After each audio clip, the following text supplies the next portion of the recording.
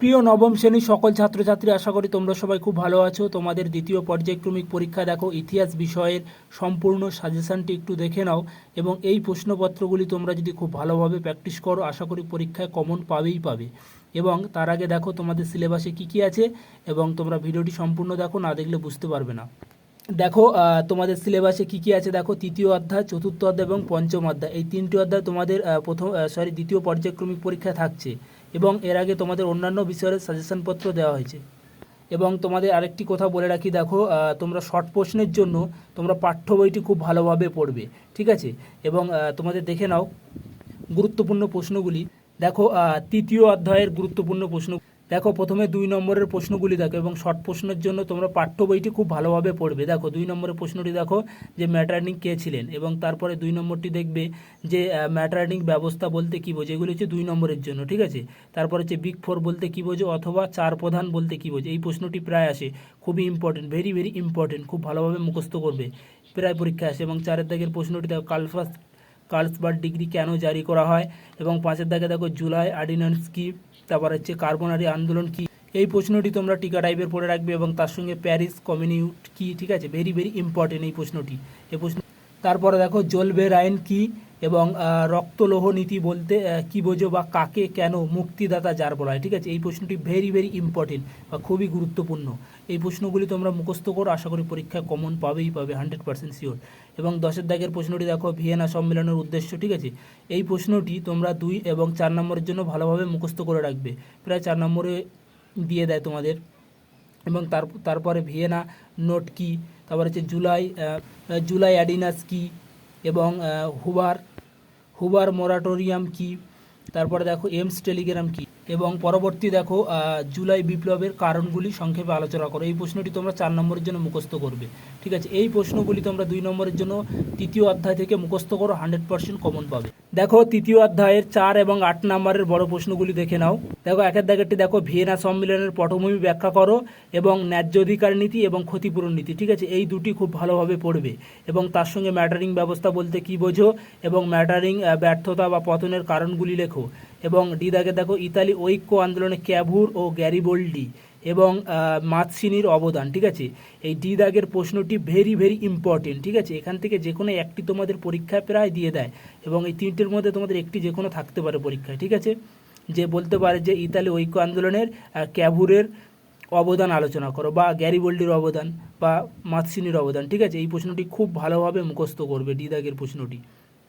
এবং তারপরে ক্রিমিয়ার যুদ্ধের কারণ ও ফলাফল, এবং ফেব্রুয়ারি বিপ্লবের কারণ ও ফলাফল, এবং জার্মানি ঐক্য আন্দোলনে বিসমার্কের ভূমিকা আলোচনা করো, ঠিক আছে। এই প্রশ্নটি ভেরি ইম্পর্টেন্ট, জি দাগের প্রশ্নটি। এবং অথবা দেখো এই প্রশ্নটি আরেকটি প্রশ্ন আসে কেমনভাবে, যে বিসমার্কের রক্তলোহ নীতি কিভাবে জার্মানির ঐক্য আন্দোলনের ভূমিকা অংশগ্রহণ করেছে, ঠিক আছে।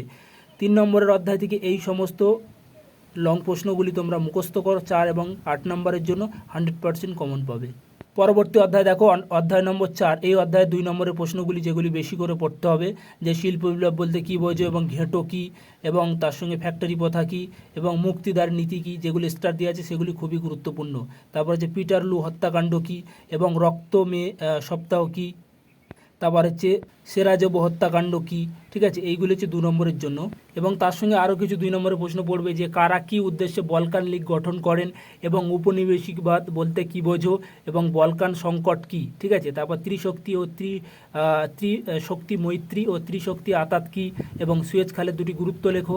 তারপরে কাকে কেন অন্ধকারাচ্ছন্ন মহাদেশ বলা হতো, ঠিক আছে। এইগুলি হচ্ছে তোমাদের 2 নম্বরের জন্য চতুর্থ অধ্যায় বা 4 অধ্যায় থেকে। এবং লং প্রশ্নগুলি একটু দেখে নাও। দেখো ইংল্যান্ডে সর্বপ্রথম শিল্প বিপ্লব গড়ে ওঠার কারণ ও ফলাফল আলোচনা করো, ভেরি ইম্পর্টেন্ট, ঠিক আছে। এই প্রশ্নটি খুবই গুরুত্বপূর্ণ, খুব ভালোভাবে মুখস্থ করবে। তারপর প্রথম বিশ্বযুদ্ধের রাজনৈতিক ও অর্থনৈতিক কারণ ও ফলাফল আলোচনা করো। এবং তার সঙ্গে পড়বে আরেকটি প্রশ্ন, দেখো কার্ল মার্কস ও ফ্রেডেরিক এঙ্গেলস সমাজতান্ত্রিক চিন্তা ধারণা, ঠিক আছে। এই প্রশ্নটি 2022 এসছে। এবং পরবর্তী দেখো পঞ্চম অধ্যায় বা 5 অধ্যায়ে 2 নম্বরের প্রশ্নগুলি দেখে নাও, যে ভাইমার প্রজাতন্ত্র কী, এবং রক্ত রবিবার কী, তারপর হচ্ছে রাজতন্ত্র কী, এবং হেরেনবগ তথ্য কী, এবং ফ্যাসিবাদের প্রথা কী বা এদের মূল কথা কী, এবং এপ্রিল থিসিস কি, ঠিক আছে, এইগুলি তোমরা খুব ভালোভাবে মুখস্থ করো, আশা করি পরীক্ষা কমন পাবে। এবং তার সঙ্গে আরও কিছু পড়তে হবে, দেখে নাও 2 নম্বরের। তারপরে দেখো কাদের মধ্যে রোম বার্লিন টোকিও অক্ষ চুক্তি স্বাক্ষরিত হয়েছিল, এবং রোম বার্লিন টোকিও অক্ষ চুক্তি টিকা, ঠিক আছে, এটা টিকা টাইপে পড়ে রাখবে। এবং তারপর হচ্ছে ভাই সন্ধির 3টি শর্ত লেখো, ভেরি ভেরি ইম্পর্টেন্ট, ঠিক আছে, 9 দাগের প্রশ্নটি খুব গুরুত্বপূর্ণ, খুব ভালোভাবে মুখস্থ করবে, 4 নম্বরের জন্য খুব ভালোভাবে মুখস্থ করে রাখবে।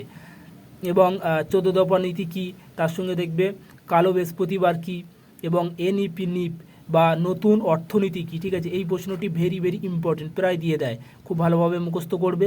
এবং উগ্র জাতীয়তাবাদ বলতে কী বোঝো, এবং ফ্যাসিবাদ বলতে কী বোঝো, তারপর হচ্ছে অর্থনৈতিক মহানন্দা কী, এগুলি হচ্ছে তোমাদের 2 নম্বরের জন্য পঞ্চম অধ্যায়ে।